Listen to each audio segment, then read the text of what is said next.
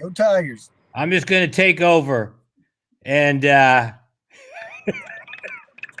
Sharon, can you hear us? Yeah, I can hear you. Okay, good. Buck, I'm going to take it over, all right? We can't hear you, but the three of us can hear each other. All right, so here we go. So Can you hear Tim, me, Tim? you're out at the stadium, Tim. Tell us what it's like. When'd you get there? Well, we just got here. We're staying in town over in Pendleton, so we just got in the parking lot, and it's light. The faithful are out, got the grills going, but still got a lot of people yet to get here. Well, of course, it's a 7:30 game, so you got to give them a little bit of a break. Sharon, you out in Arizona? Yeah, I was supposed to be at the Arizona Clemson Club today. We meet up at a little restaurant tavern over there where we get together and sing alma mater and all that. But Somebody wants to say hello to you, Sharon. Hey, Sharon. Kamer! Your all-time favorite fan. I miss Kay you. Davis. I miss you. I need to see your face. You need to come see us. I love you, Kay Davis. I love you too, Sharon. Bye. So I know, yeah, you're kind of active in that Arizona club down there. What's that? I know a couple other people there. Kelly St. Clair has been a good friend of mine for many years, and I don't know if you met her yet, but it's got a good group out there. Yeah, it's pretty good, Tim, because like we do a lot. They're actually doing a lot of humanitarian stuff out here too. So I'm eager to join that. But I just really joined the club actually online, and then obviously we meet at K.O. O'Donnell's. It's a place we eat at and socialize and stuff like that. We had a good time other than the Georgia game. I was there, and the Georgia game obviously we lost, but I mean it was great fellowship. It's amazing to me though because we have Clemson is everywhere, man. There's people all over the place, and they love the Tigers, and regardless of how we're playing right now, they still love us, and and they were happy. A lot of them saw me play, which is crazy. They saw me play in Little John and stuff like that. I was like, man, I hope I didn't stink the place up too much, but yeah, so it's pretty cool. Not that crazy that they saw you play. I mean, I'm old. You're not that old, Sharon. Hey, Tim. So I was just telling Buck that I do draft teams all the time, right? And Okay. I got to tell you, I took Cincinnati today over your beloved you Fighting did. Irish today. That's going to be an interesting game. That's going to be a very interesting game. That's probably the biggest game ever for a non-Power 5 conference team. Are they in Chicago, Tim? No, they played in Chicago last week against Wisconsin. This game's at Notre Dame. Yeah. I really hated to see Malusi doing so good. Malusi's a good back, man. Yeah, he's a good back. He's a good back, man. He's done well. So, Tim, what are your plans today? You get there 6 hours ahead of time, and are you a central location for a bunch of tailgates? I'll show y'all the tailgate. I'm on with Tim Bray and Wayne Buckingham and Sharon Wright. They got a little radio show. They wanted to see some of the tailgating out here. What y'all Hey guys, just making some chicken wings. We got teriyaki and buffalo. There we go. Oh Where yeah. y'all from? Greenville and Greenwood. We have the family that comes together and we tailgate all day. So a lot of fun out here. What time did y'all get here? 11:30. 11:30. Oh wow. There you go. So we got some locals here. Y'all hungry? Sharon's out there in Arizona, still a little early for him for lunch, right? Hey, Tim. Hey, I'm always hungry. I'm never not hungry. Hey, so. Buck saw that spread. I think he's ready to jump through the screen. Man, hey. So what's your prediction for today? Clemson by 12. Clemson by 12. There you got it. First prediction of the show. All right. Appreciate it, guys. Enjoy it. Hey, thank you.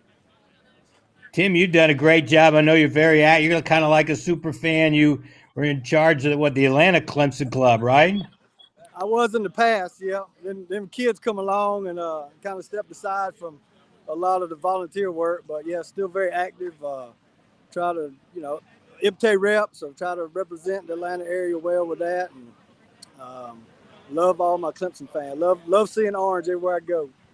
Tell us the story of the defense sign. You got that with you today, or how does that work? Yeah, I got it and carry it with me. Unfortunately, I hadn't been able to make it this year. My son's in middle school, so coaching middle school football, playing on Saturdays, hadn't helped out too much. But we're off for fall break this week, and we're back. I think we'll see our old Tigers back this week. But it's been about 12 years now since I started carrying that, and it just did it for a couple games, and then everybody said, "Where's it at? Bring it!" And then it just become a tradition. People in the stands and the seats around us, they love it, and so just been a fun thing to do. So I read a story about it. I think there's some story about you, how it was made, and when you first brought it to the national championship game, I think in Tampa. Yeah, well, I took it out to Arizona the first trip we played out there with Alabama, and I didn't take it with me. I had to fly, and I said, "Man, I ain't never flown with it. Didn't know what to do." And I got out there, and my buddies that were with me go, "What in the world?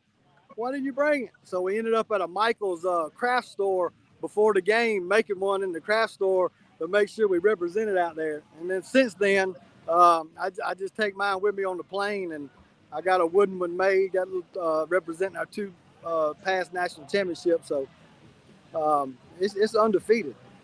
What's it made of? Wood. Okay. Did you Yeah. paint it? Let me see. I got it in the truck. Let me get it out. Hold on. Yeah.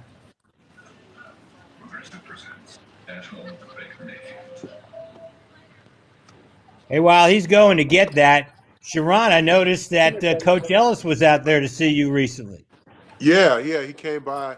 I'm a head assistant coach over here at AZ Compass, and we're the #1 team in the country for the second year in a row. A lot of high major kids. We got five stars and four stars on our team this year. We had counted the same thing last year. Had 9 kids commit last year to High Division I. So he was out here. He got a kid last year named Josh Adoji who's going to be really good. And Cliff came out here and got him, and we just got a little pipeline now with Coastal and with Duke, with Michigan, with Carolina. So it's a lot of high major people out here today. Well, that's great. It was good to see him. But Tim, let's see that sign now. Put that sign up for us. I wish I knew how to turn this camera around, but that's my son Cody. Okay, there's Cody. All right. What's up, Cody? Tell him, hey. He's a little shy. Oh, we got a birthday party going on over here. All right. So you're in lot 10. Where's lot 10 in relation to the stadium? We're on right behind the north stands on the other side of the cemetery. Down in the pit, what we used to call it when we was in school. Yeah, I know where that's at. You know where that is. I was over there with Travis Blanks. Yeah. Last time I was there, I was over there waiting with Travis Blanks. We were there, me and him. Good guy, Travis Blanks. Travis Blanks, great guy, and he's a great guy. It is good to see Sharon. A lot of the former players come back. Terrell McIntyre is doing a great job with basketball. Yeah. Will Solomon was over there as well. I'm really proud of those guys. They've always been kind of little brothers to me, but Will and Terrell, they're great guys, and they're great guys to have on the staff. I think that one thing. I got my little issues with our basketball program sometimes, but I think Brad did a really good job of doing that. He did a good job bringing those guys back. Not only does it bridge a gap, but it also they're basketball guys. Those guys got tradition on their side, so it's a pretty thing. It is interesting how a lot of you guys have gone into coaching. I know Buckner obviously is in the NBA. Is Corey Wallace coaching too? I don't think so. Okay. For some reason, I had in my mind that he was coaching too. Now, Bo Vane's been coaching.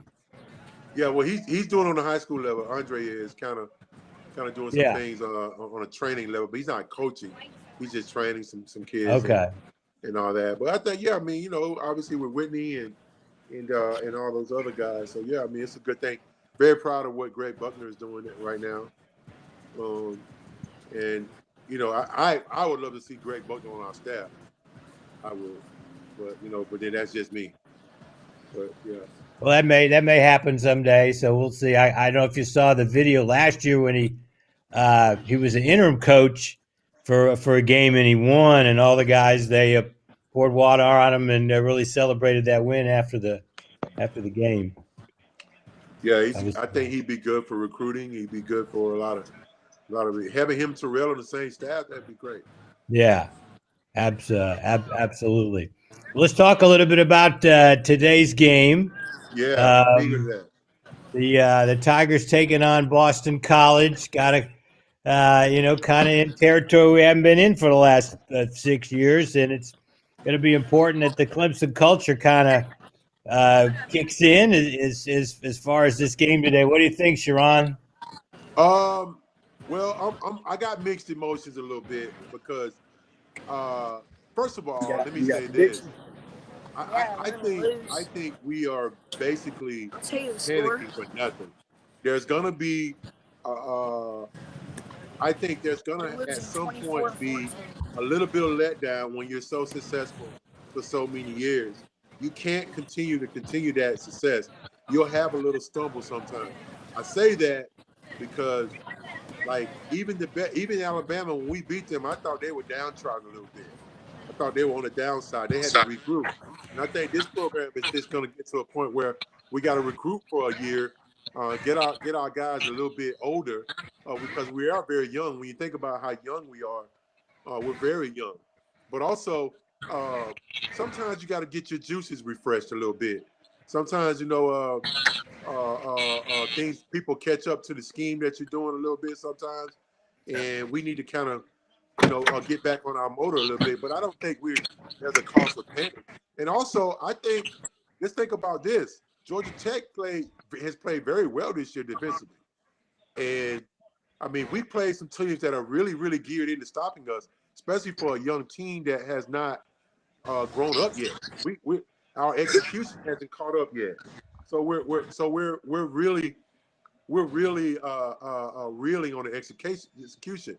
Where in the past we had older guys that made sure we executed, especially on the offensive line. So now we're yearning a little bit for that.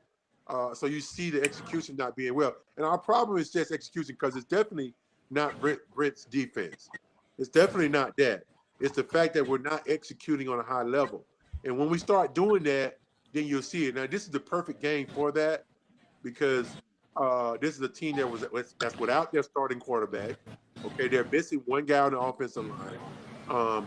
This is a game where I think we lean a lot on our running game. We got to get execution on the offensive line, because that will open things up for DJ, who I think is he's a pretty good quarterback, man. But I think, when you struggle a little bit, people start to come out of the woodworks a little bit, saying different things. But when you got 1 and 2 seconds to throw the ball, that's not very, very, very good for you. So I think he has a little bit more time today. We throw the intermediate pass routes, and we go downfield a little bit. Tim, what do you think about today's game? Well, I agree. I mean, when you're winning so long and doing so good and you have a little off year, everybody seems to jump off the bandwagon. But I think we're all right. We're young. People don't realize that 6-year senior makes a lot of these other teams that ain't putting people in the NFL a lot better. So parity in college football this year, probably a little bit more than most, with the best teams are losing juniors, true juniors. And then the other teams got 6-year seniors out there with a lot of experience. So, hey, it's good for college football to have a little bit of parity in it. Alabama's not showing that it's affecting them so much, but you know what? It's a long season. Week 7, everything changes. It's too early to predict right now. But Absolutely. I'm happy with the Tigers and what they're doing. And Dabo's not where he is, not for being a good coach. And I trust in what them coaches are doing out there, too. A lot of fans willing to pull the plug on this and that and think they know better, and they ain't been to a practice yet to see what's going on out on the practice field. Exactly. I always say, if I'm going to trust my program, I ain't going to sit there and badmouth them when they hit a bump in the road. It is amazing to me, Tim. It's amazing to me, and especially with Tony Elliott, who was in school when I was in school. It's amazing that you could go to 6 college playoffs. You can win the ACC 5 times. You can win 2 national championships. And if you go 3 games without executing the way you should, you get rid of this guy. I cannot believe that. That is Yep. unbelievable. That is unbelievable. And that to me, because I was in school with Ken Hatfield years and Tommy West and all that. And some of those Bowden years. Timmy, like that was bad football. Hey, And you were here the same time I was here. Yeah, exactly, Tim. So for me, you got a situation where you stumble. We're still 2-2 and all that, and we played we lost to two very good football teams. Let's understand I think at the end of the day, if Georgia stays undefeated and Georgia Tech has a real good season, and then that win looks good, hopefully NC State can play good the rest of the season. But the ACC needs some competition. It's been lopsided for long, and that hurts us more than it helps us. So I'm glad to see some of them get a little bragging right. Although NC State fans, I put them at the bottom of the list. Boy, them was some bad fans. Oh man, they're terrible. Aren't they terrible? They are terrible, man. They are but terrible. I tell you, I take pride in Clemson because for a long time we take pride in not being a rude school to come to. We want fans to come here and welcome them and have a good experience. Might not want them to win, but we definitely ain't gonna be shooting them the number one sign and telling them to go home, all that other kind of stuff. Because we want them to come back. There's some schools that just ain't quite there yet. Well, I tell you what, I beg to differ on that a little bit because my junior year I went pro as a junior, and I went to my sophomore or junior year we went to a game at Williams-Brice, and I know Kay Davis is there, Tim, but that was be careful. Be Kay, careful. I know Kay, that was the worst situation I have ever seen at a football game. Like, what is wrong with those people there? Well, it just depends on where you're sitting. Well, I will never go to Williams-Brice ever again. Never. Well, the only stadium I'll never go to is Neyland in Knoxville. I can't stand that place. Oh my God! I'm out. Oh my God! Oh my God! Yeah, I went to Williams-Brice 1991, my freshman year, and I said I'd never go back. That was brutal. We won that game. Yeah, we won it pretty bad, but we always win the game against them. It seems like so. Nothing new. Tim, we won the game that I went to. I think I went with Bovain and a couple other 93, yeah, we did. Yeah, we won that game, but it was just the way they are horrible, man. And as much as there are people like Kay who's not like that, there are so many that are they're like unbelievable, man. Like, and I know they hate us. I know they hate, but you can't. I don't want anybody to die, though. You know what I mean? Like, it's crazy. I don't want anybody to die. Just like that. Well, it was crazy though. Yeah, that's a crazy place.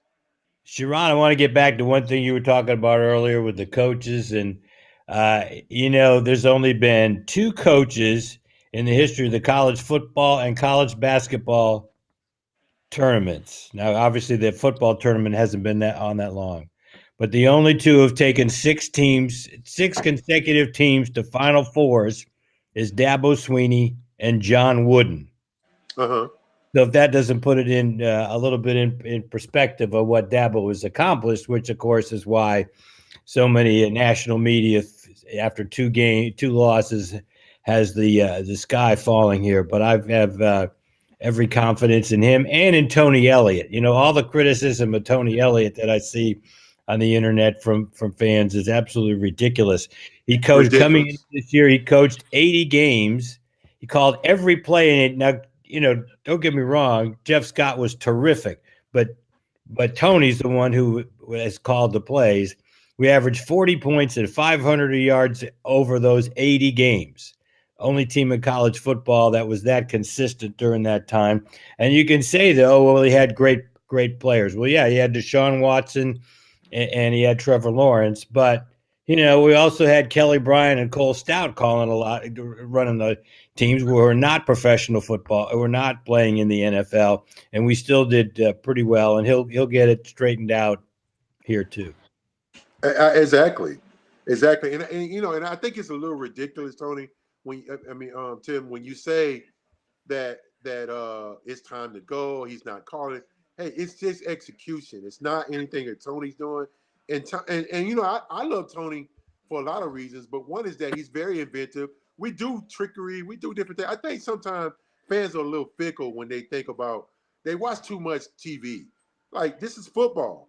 All right, line your guys up. Everything starts on the front line. Everything you do in football starts on both offensive line and defensive line. I don't care if you got Joe Namath, Rocket Ismail. I don't care who you got in the backfield. If you can't block, offensively or defense, if you can't get to the quarterback, if you can't block guys, it does not work. None of that works. So Tony, and I love Robbie Caldwell too.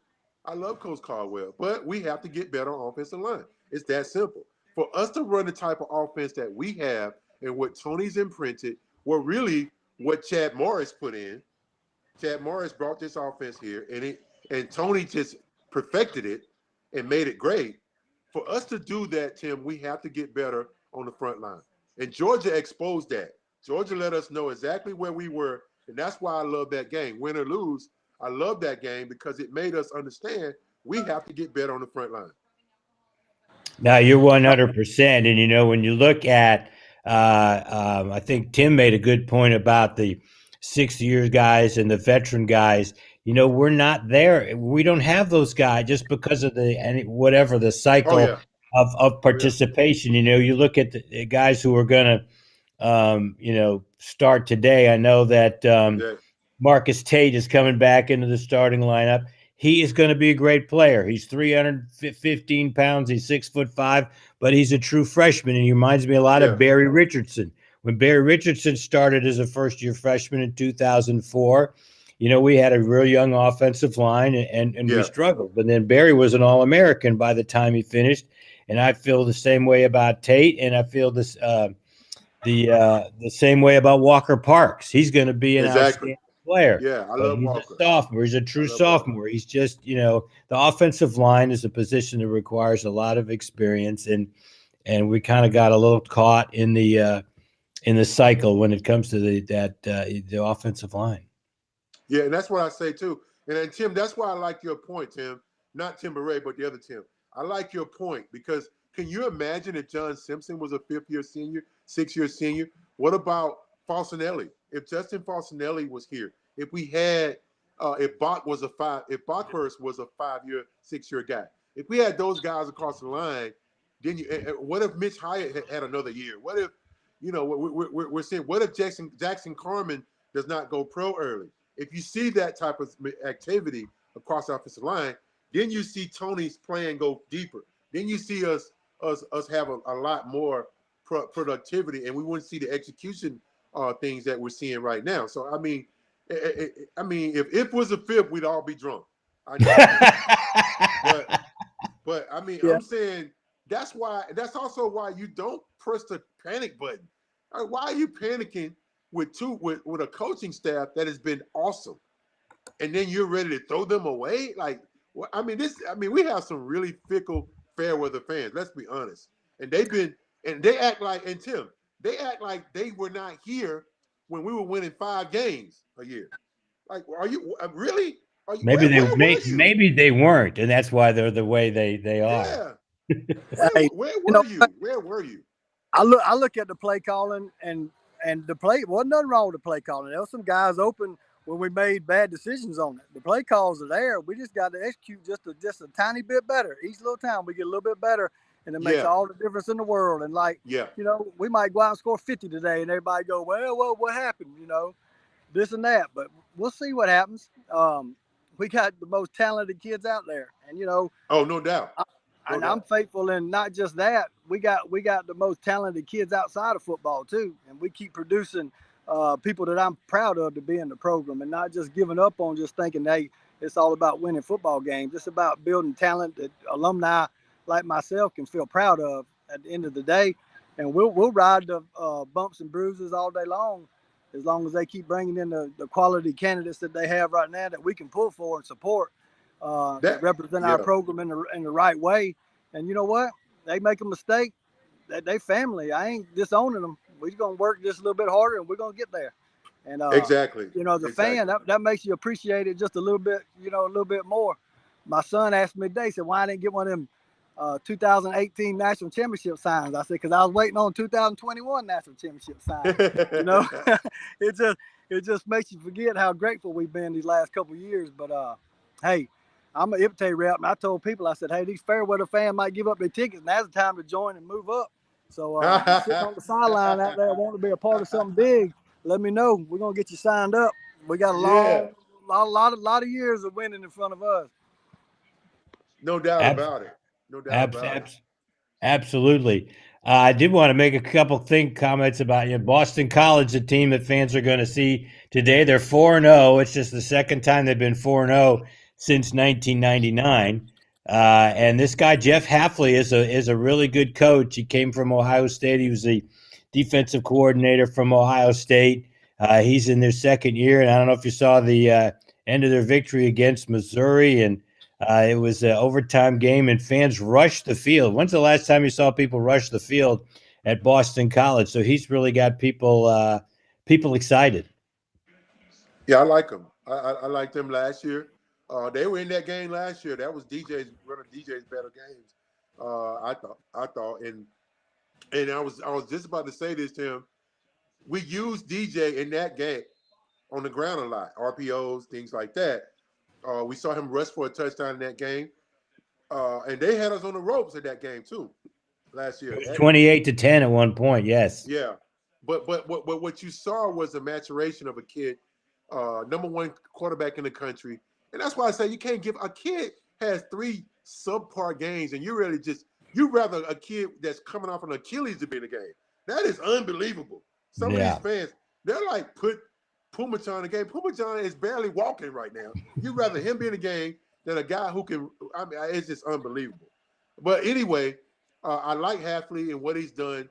I think it will be. I hope that we come out and show execution, which is really our problem right now. Defensively, Brent will have us going, but I know they're going to play hard though. They've been here. They know how it is to play in our stadium. They've been around and they've won. They're 4-0, so they're riding high, and it's going to be a good game. Wake's better than people think. Trust me. And so is BC. Yeah, it's their third trip down here. So BC. I'm sorry. All their fans know where the Smoking Pig is, and I think they're paying taxes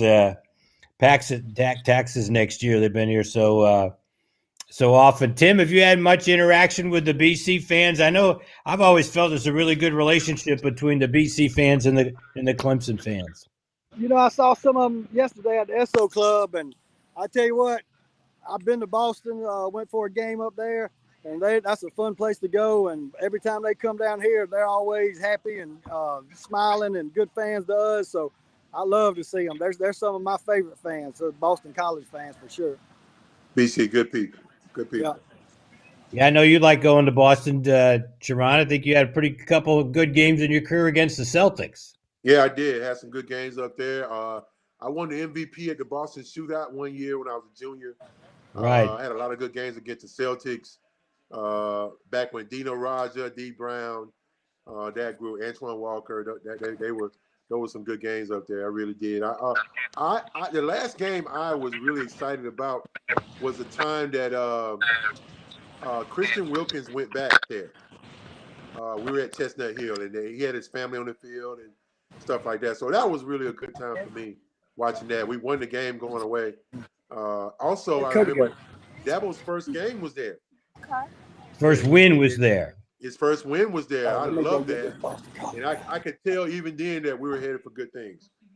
I could tell. I, of course, taped the pregame show for the radio network with Dabo on Thursday, and we talked about that first game and the adversity that he lost his first game with Georgia Tech at home. He kind of had to win that game to get some momentum to keep the job, and so we kind of reflected on the fact that was a time of adversity that he was faced against Boston College, and we're kind of in the same adverse situation. Hey, I got a little radio stuff going on right now.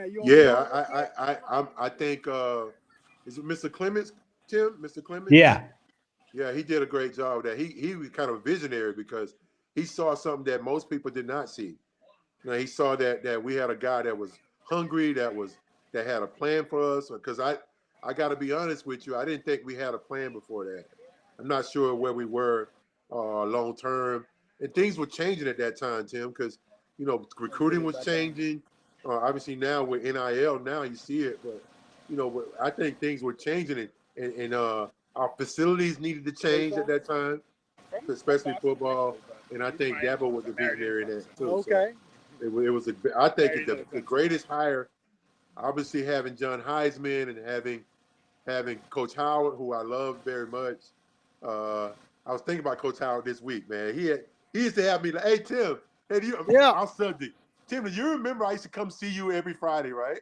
Yeah. I do. See you and sit in your office and try to grab little stuff that you had in there and talk to you.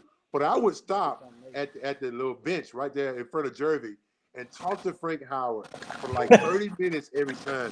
And I'm talking about, he would say stuff to me like, well, all right. He called me right. He called me Young Right. Young Right. Young Right. He said, Young Right, I know you're from Georgia. I've been down there in Macon. I've been there a couple of times. There's some real racist people down there. I'd be like, yeah, coach. It's not a. What are you gonna do against North Carolina? Are you gonna win? You know we haven't won there in 90 years. You know that? He said stuff like that. I mean, you talking about a guy basketball player who was a great guy. Sean Wright, and that's Tim. He was a piece of work. I mean, Tim, you got a guest for us over there? Yeah, I found me a Boston College fan. All right. What's your name? All right. John. He said he married into this Clemson family. Really? All right. Where do you live, John? I currently live in Nashville, Tennessee. Oh, okay. So you didn't make the trip from Boston. Tiger area. So did you go to college at Boston? You go to Boston College? I'm from Boston initially. Okay. Yes, sir. What part? Got the Boston accent too. Where'd you grow up? What area? Get a few more drinks in me. What part of Boston? Town called Burlington. Burlington, okay. I know there's a Burlington, Vermont. Burlington, Massachusetts, not Burlington, Mass. Okay. I had relatives from Burlington, Vermont. Oh yeah, no, we're about 25 minutes outside Boston. The leaves are getting ready to turn up there, I think. Oh, I'm sure they are already. I think they're getting ready to start turning down here too. They're almost turning down. Maybe, yeah. But it gets. I tell you, it's real pretty in New England in late October. So tell us, what do you think about the BC team? They look pretty good so far. I'd like them a lot more if they still had their starting quarterback. Yeah. But I either think Clemson finds their offense and rolls today, or BC keeps it close and has a chance. Now, Grossell, he threw for 500. They all been close this year. So. yeah. They got to find their offense for something. Grossell threw for 500 yards against Virginia last year. He did. He's done it. But Virginia's not Clemson's D. Yeah. Well, our defense is pretty good. I'll put our defense up against. We'll see on the lines. If the offensive line does well compared to the defensive line of Clemson, they'll have a chance. But that defensive line's no slouch at Clemson. Right. Even without Breesy, it doesn't matter. They got a lot of dogs there. Yeah, we do. We got the two defensive ends are really good. BC, unfortunately. Yeah. It's been a tough last few years. Yeah. What do you think? Got a chance? I think there's a chance. But I'm always skeptical, so I do kind of think today's the day Clemson finds their offense. I have two questions for him, Tim. Okay. All right. So I need to ask one. The first question is, can I name you guys the Fighting Luke Kuechly's? Fighting Luke Kuechly. Luke Kuechly's, I like that. Hey, the Fighting Luke Kuechly's. He's one of our few that's the well-known NFL guys. Yeah. I'm gonna call you the Fighting Luke Kuechly's. My second question is, I think Zay is probably one of the best receivers you guys have ever had. I'd have to agree. It's upsetting that BC lost their quarterback this year because they have skilled players that they typically don't have. Guys like Zay, that's not a guy that's typically at BC. Exactly, he is. He's one of the top. He's an Amari Rodgers type. Yeah. I think, but a little bit more range. He's got more range than Amari. we love Damari here. I love Damari. I just think, I think Zay has more range. I do. I think Zay's going to be tough. He's going to be a very good NFL player. Zay's one of those guys as a Boston College fan. You wonder how we got him. Hey, they took him downtown Boston. That's how they got him. Yeah, you wonder why we got him. So what is your favorite thing about Clemson? When you come here, what sets it apart? Oh, the atmosphere.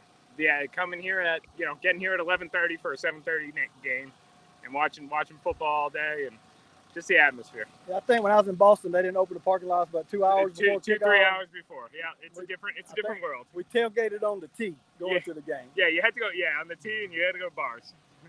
All right. Well, good talking to you. I'll let you get back to your tailgate. I appreciate it. Hey, and everybody they got set up over here, watching some games. All right, Go Tigers. That guy knows his football. Heck, he knows as much about Clemson as he knows about BC. He knows about Amari Rodgers and everybody. That was pretty impressive. So, but yeah, I think a key to the game is today is going to be getting off to a good start. We're 74-1 since 2013 when we are leading at the end of the first quarter. And I think it's going to be important to kind of just from a fans today, Sharon. Yeah, I think so.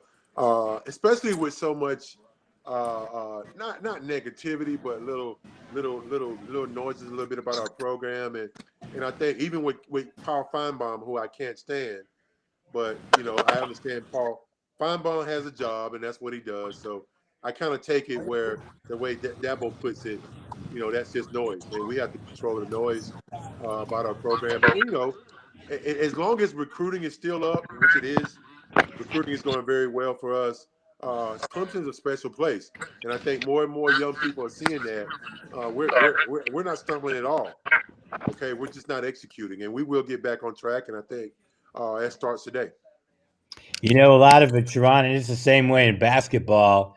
People are so offensive minded. If we'd lost to Georgia 38-31, everybody said, "Oh man, what a great game. We're really, we're playing great," or whatever. If the margin was the same, but if the offense was doing better, there wouldn't be nearly as much negativity.